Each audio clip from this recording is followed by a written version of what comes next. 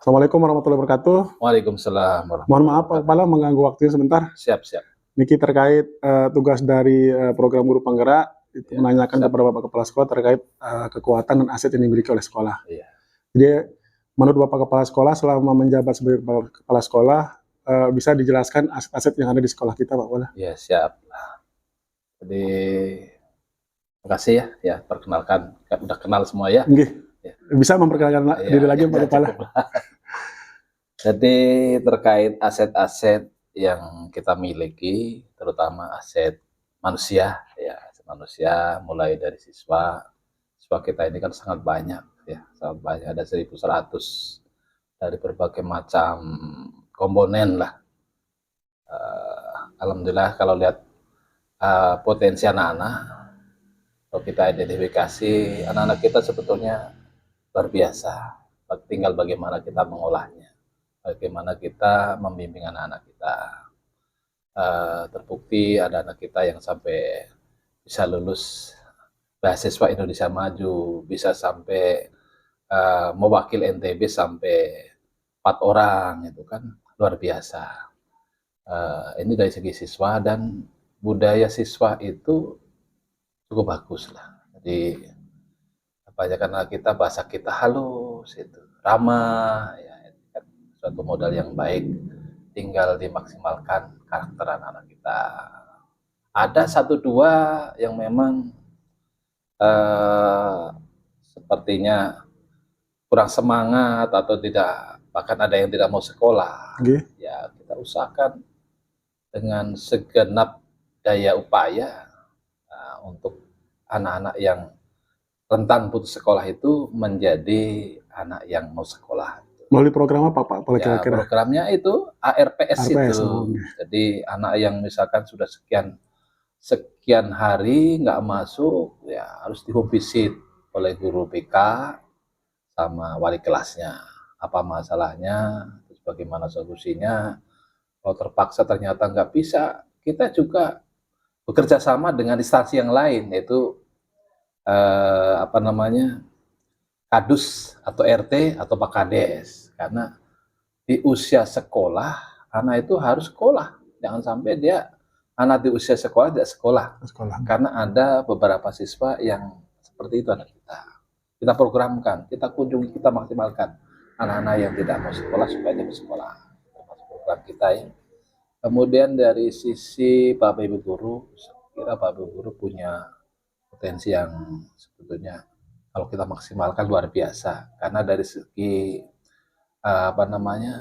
kompetensinya, ada yang lulusannya, kan ada yang lulusan S2 itu sampai 8 orang. 8 orang, ya, 8 orang. Jadi bisa menjadi trigger guru-guru yang lain. Dan banyak guru-guru kita yang IT-nya bagus. Itu bahkan kalau sekarang selama kita menjabat, hampir 100% guru kita sudah bisa IT. Paling tidak lah dia bisa browsing di internet, bisa mencari materi, itu bisa sharing ke melalui internet, bisa. Cuma ya perlu dioptimalkan, ya, termasuk program kita bahwa anak-anak bagus kalau memang dari guru-gurunya bagus, guru-gurunya memang peduli mau untuk mendidik anak-anaknya. Apalagi kita di sekolah penggerak, sebelum yang lain-lain kan gurunya dulu, SDM, guru dan tenaga pendidikan kita tingkatkan kompetensinya. Dan kita identifikasi kan banyak, ada mungkin kalau sekitar ya 15-an guru-guru kita yang sudah sangat luar biasa dari segi IT maupun kompetensi keterampilan yang lain. Karena memang ada guru yang memang kompetensi IT-nya bagus, tapi pengelolaan manajemennya masih agak kurang, perlu diperbaiki. Ada guru yang manajemen ininya bagus sekali, tetapi kompetensi IT-nya perlu ditingkatkan. Bukan nggak bisa, tapi perlu ditingkatkan. Ini juga termasuk program kita lah, supaya semua Bapak Ibu guru dioptimalkan. Insya Allah dengan kolaborasi Bapak Ibu guru dengan tenaga usaha dan kita sendiri, insya Allah sekolah kita akan bagus. Kemudian dari segi budaya, lingkungan kita kan lingkungan yang aman, tentram. Bisa dikatakan masyarakat kita pedulilah terhadap pendidikan. Bila dari antusias wali murid dan masyarakat, dukungan masyarakat juga, insya Allah. Selama menjabat Pak Kepala ada nggak dari masyarakat mungkin komplain atau apa? Selama ini apakah ada komplain atau bagaimana Pak Kepala? Alhamdulillah hampir 6 tahun kita menjabat sini nggak ada yang komplain. Jadi masyarakat semua mendukung ya?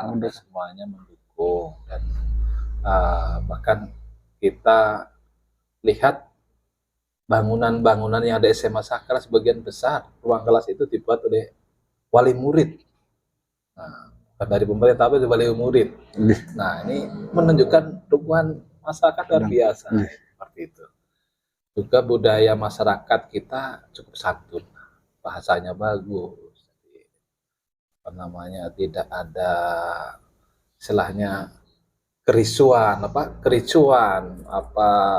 pokoknya hal yang mengganggu sekolah kita, termasuk juga keamanan lingkungan sekolah kita, maksudnya keamanan alam itu, jadi tidak ada lokasi kita termasuk lokasi yang aman dari bencana, strategis, kemudian di jalan raya itu kan udah dicangkau, itu kan termasuk potensi yang bagus. Kalau sekolah kita ada di pinggiran atau di tempat yang sudah dicangkau itu kan jadi masalah. Ini termasuk aset yang luar biasa dari segi lingkungan dan budaya, termasuk daerah kita daerah yang berbudaya. Jadi sumber-sumber budaya yang ada di Lombok itu banyak ada di Sakra. Sehingga banyak tokoh-tokoh budaya yang ada di wilayah kita di Sakra. Ini banyak sekali. Dan beberapa kali kita jadikan narasumber termasuk program kita kan. Kemudian yang terakhir dari segi sarananya bagaimana Pak Kepala? Kalau sarana untuk memberikan pembelajaran yang berpusat kepada siswa, daya dukung sekolah dari segi sarana seperti apa? Aset-aset sekolah yang ada? Ya, yang jelas sekolah kita kan memiliki ruang kelas, walaupun masih kurang, tapi kan bagaimana memperdayakan yang ada. Ya, memperdayakan yang ada. Pendekatan berbasis aset. Ya, pendekatan berbasis aset. Memang kalau kita lihat jumlah rombel dengan jumlah kelas, kita masih kurang kelas. Tapi keperdayakannya sudah ada. Laboratorium kita gunakan jadi ruang kelas. Aula bisa jadikan ruang kelas. Ya, sehingga untuk mengatasi masalah, walaupun memang jadi bermasalah di di laboratoriumnya, di prakteknya, sehingga praktek-praktek yang seharusnya dilaksanakan di lab kita laksanakan di alam langsung. Di kelas sama di alam langsung ya. Di alam langsung sama di kelas, karena labnya jadi kelas. Itu terkait dengan aset kita. Laboratorium komputer ada, walaupun memang masih 30, tapi kita optimalkan. Dan kita punya anak-anak punya HP, memperdayakan HP untuk pelajaran TK. Kemudian taman kita juga alhamdulillah bagus, bisa untuk meningkatkan kenyamanan anak kita kan, supaya lingkungan sekolah kita aman nyaman ya. Tidak ada hal yang membuat kita nggak seneng kan. Anak-anak betah di sekolah. Anak-anak betah di sekolah. Dan alhamdulillah juga supaya tidak ada pembulian, bullying. Anak-anak kan termasuk program kita. Antara anak jangan saling ejek, saling membuli, kekerasan yang tidak kita inginkan. Tapi alhamdulillah kan sekolah kita termasuk sekolah yang aman. Ya, kita perdayakan Bapak Ibu guru yang ada dan tim ramah anak, untuk mengurangi pembulian di sekolah. Terus kalau terkait Pak Kepala, mohon maaf, kalau terkait pembelajaran mungkin media atau daya dukung dari segi internet, apakah di sekolah sudah mencukupi semuanya Pak Kepala atau bagaimana? Alhamdulillah sejak sekolah kita ditetapkan menjadi sekolah penggerak kan, semua keperluan terkait dengan internet, jaringan internet kan kita bangun masing-masing kelas. Alhamdulillah itu tinggal dioptimalkan. Walaupun di awal itu ada bermasalah karena memang tempat ininya pos apa namanya sih? Pos internetnya Pos internet yang ada di di Telkom sendiri yang menuju ke sekolah kita ada gangguan. Tapi sekarang sudah bisa. ada peningkatan. Udah kita naikkan bandwidth-nya juga kan. Alhamdulillah. Bandwidth-nya yang tadinya hanya 100, sekarang kan 300. Jadi sudah meningkat sampai 200% kan. Maksudnya supaya bagus. Sehingga siswa dan guru bisa mengakses Iya, bisa mengakses materi dan lain sebagainya yang diperlukan. Gitu sih, seperti itu. Dan Bapak Ibu guru kan dilatih terus-menerus untuk mengajar yang berpusat pada anak, bukan berpusat pada guru. Karena yang belajar, yang punya keperluan itu kan sebetulnya anak. Jangan sampai kembali ke model pembelajaran yang lama, yang gurunya cerita dari awal sampai akhir. Pak gurunya lelah, siswanya juga bosan. Iya. Ya, sehingga dengan pembelajaran berpusat pada siswa kan, siswa sendiri senang lah itu, senang karena dia sendiri yang perlu, dia sendiri yang mencari, dia sendiri yang bisa menjelaskan, bisa menyimpulkan. Kemudian terkait dengan finansial, jadi kita memiliki sumber dana dari BOS, kemudian sebagian dari PPP, ya kita maksimalkan. Kalau melihat kebutuhan, ya kalau masalah cukup, ya cukup. Kalau masalah kurang, ya bisa kurang, tergantung daripada penggunaan kita seefektif mungkin. Cara penggunaannya kan kita memperdayakan semua warga sekolah untuk membuat rencana. Jadi tidak hanya kepala sekolah yang membuat rancangan, tetapi semua warga sekolah terlibat untuk merancang penggunaan dana yang ada, baik dari PPP maupun BOS. Jadi manajerialnya adalah manajerial kolaborasi. Tidak manajerial perorangan. Walaupun kepala sekolah, kalau misalkan dari Bapak Ibu guru atau siswa yang perlu, ya kita siap. Kita sifatnya dari kepala sekolah itu melayani apa kebutuhan guru, apa kebutuhan siswa. Seperti itu, Pak. Terima kasih Pak Kepala. Terakhir Pak Kepala mungkin bisa disampaikan program-program unggulan yang dimiliki oleh sekolah. Seperti itu Pak Kepala.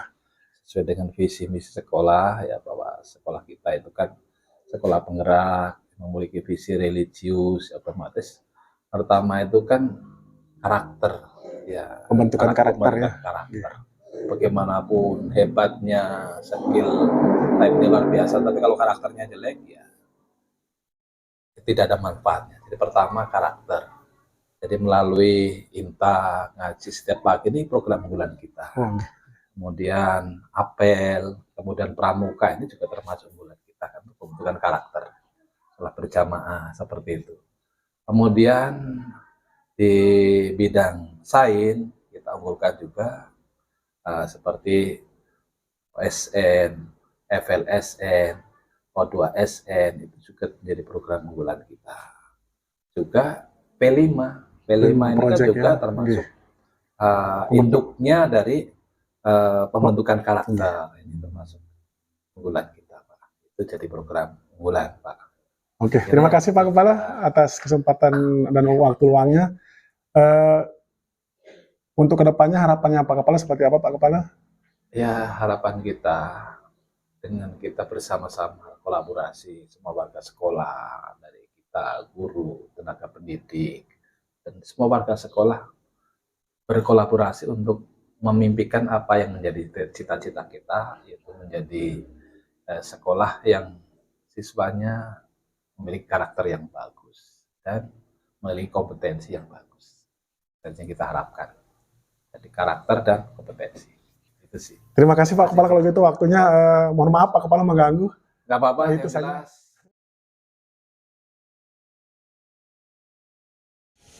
Assalamualaikum warahmatullahi wabarakatuh. Waalaikumsalam warahmatullahi wabarakatuh. Bagaimana kabarnya Pak Haji? Alhamdulillah, kabar baik. Nah, niki Pak Haji, terkait pertemuan kita pada pagi hari ini yang menanyakan beberapa hal kepada Pak Haji terkait aset yang dimiliki oleh sekolah, atau program-program yang dimiliki oleh sekolah yang kira-kira bisa dimanfaatkan untuk pengembangan bakat dan minat siswa. Nah, dari pengalaman Pak Haji selama di sekolah, kira-kira aset baik berupa bangunan, sarana atau yang lain sebagainya Pak Haji yang bisa menjadi sumber daya yang bisa dimanfaatkan seperti apa? Terima kasih dari pertanyaan tadi. Untuk aset SMA Negeri 1 Sakra yang berdiri bangunan di atas tanah seluas 2,57 hektar. Jadi pemerintah sudah menyiapkan tempat itu, membangun bangunan untuk tempat pelayanan belajar siswa atau peserta didik, di mana dalam keadaan sekarang SMA 1 Sakra memiliki 30 rombongan belajar di bangunan kelas, walaupun kurang. Kelas yang kita punya itu sebanyak 25 ruang kelas.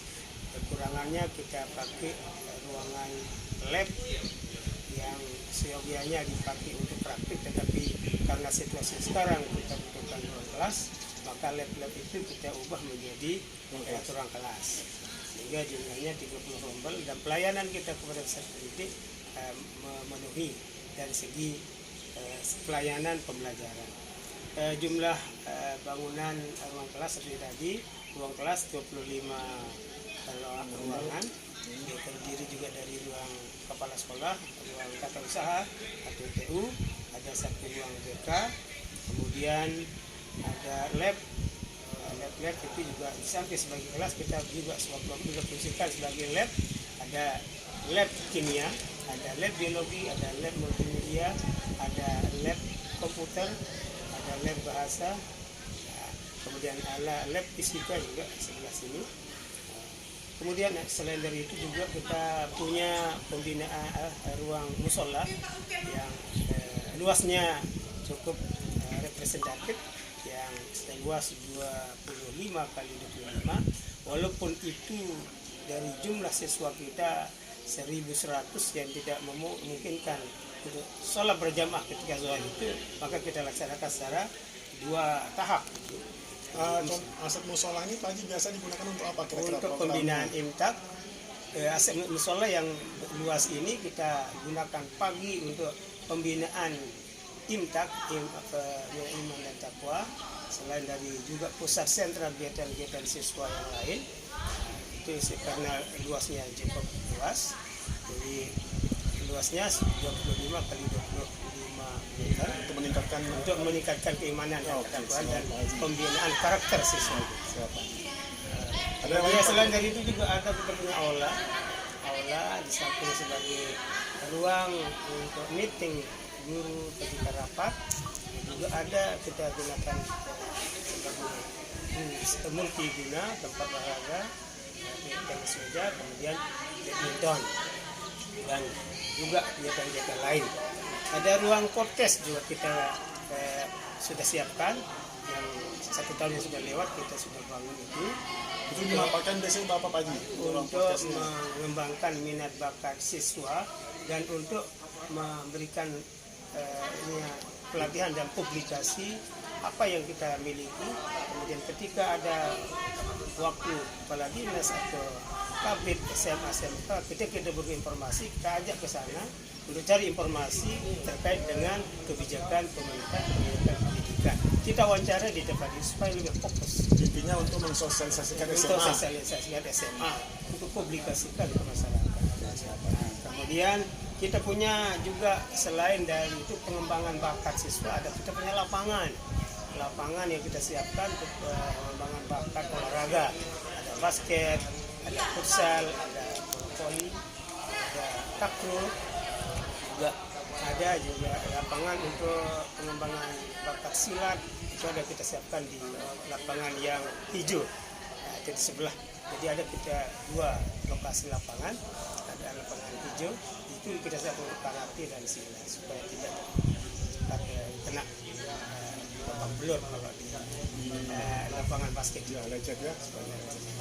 Kemudian selain itu juga ada kita taman untuk supaya siswa kita itu betah nyaman tinggal di sekolah, maka kita punya taman, ada taman hijau yang lengkap dengan air mancur, ada juga kita punya druga, ada kita punya 8 druga pojok literasi ya. sebagai pojok literasi Taman Warga, karena kita punya perpustakaan literasi, perpustakaan online itu di sana kita aktifkan WiFi untuk pengembangan otak literasi numerasi siswa. Ada juga kita siapkan kantin di sekolah. Ini aset yang kita lakukan supaya anak tidak keluar belanja untuk makan atau sarapan pagi. Maka sekolah juga menyiapkan kantin, ada 3 kantin, 4 kantin disiapkan di sekolah. Karena itu disewakan kepada orang luar, bukan sekolah yang mengelola, tapi kita sewakan. Sehingga pelayanan untuk anak kaitan dengan makan minum untuk di sekolah juga terlayani. Kemudian ada juga pelayanan kesehatan, atau kita punya ruang UKS, ada PME untuk pelayanan kesehatan. Dilengkapi dengan keamanan sekolah, ada keamanan, ada penjaga sekolah yang siap menjaga situasi keadaan sekolah di waktu siang maupun malam. Seperti itu aset yang dimiliki oleh sekolah untuk memberikan pelayanan semaksimal mungkin apa yang dimiliki oleh sekolah.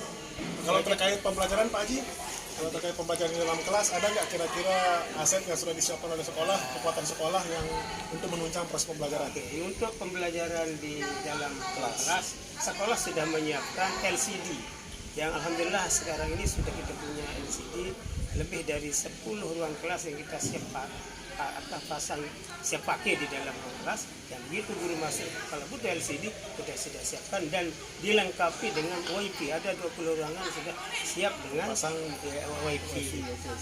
Routernya ada, kalau mau belajar pakai online tinggal diaktifkan, kita pinjam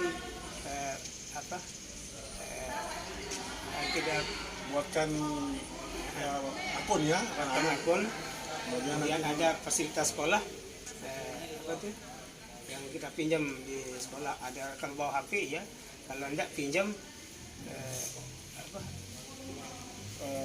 tab yang ada di juga disiapkan siswa ya. Ada tab yang sudah kita beli, yang sudah disiapkan oleh sekolah, pemerintah yang memberikan sumbangan itu sebanyak 270 tab yang kita siap perpinjamkan siswa ketika dibutuhkan untuk belajar. Seperti itu kalau kaitan dengan belajar di dalam ruangan. Terima kasih Pak Haji atas Terima kasih kembali, mudah-mudahan pelayanan pendidikan kita terlayani. Oke, siap. Terima kasih Pak Haji. Terima kasih. Assalamualaikum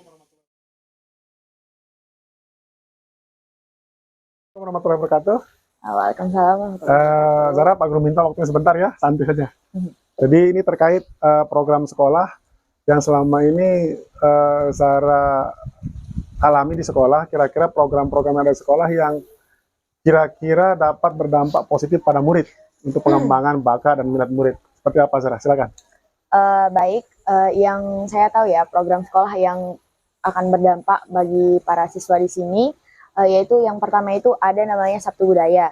Nah, Sabtu Budaya ini kita melakukan kegiatan yang dimana kegiatan Sabtu Budaya ini tiap hari Sabtu, di sana para murid akan bebas mengkreasikan atau bebas mengekspresikan apa kreasi-kreasi mereka di sana. Nah, jadi mungkin bisa dari menari, menyanyi, ataupun menampilkan apa ya, permainan tradisional lainnya gitu. Sehingga para murid juga akan tidak hanya untuk happy-happy aja, tapi tahu tentang apa sih informasi dari daerah-daerah lain tentang permainannya gitu.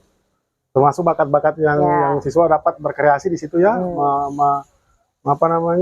menyampaikan, mengeksplor minat, bakat, dan kreativitas yang mereka miliki ya.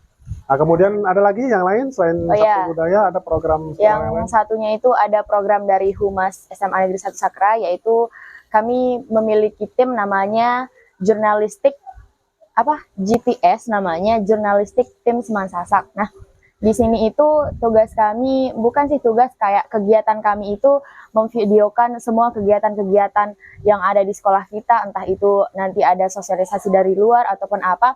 Nah, di sana kita bertujuan untuk mengekspos apa saja kegiatan yang ada di sekolah kita, sehingga sekolah kita itu bisa dikenal oleh banyak orang. Nah, di sana kita itu buat berita, tentu saja yang menyusun berita, yang membuat berita, yang membuat skripnya, yang membuat, yang mengedit itu adalah kita sendiri gitu. Jadi di sana kita juga bisa apa ya, meningkatkan potensi yang kita miliki gitu, baik dari segi editing, termasuk bagi kita yang muda tentu saja akrab dengan teknologi.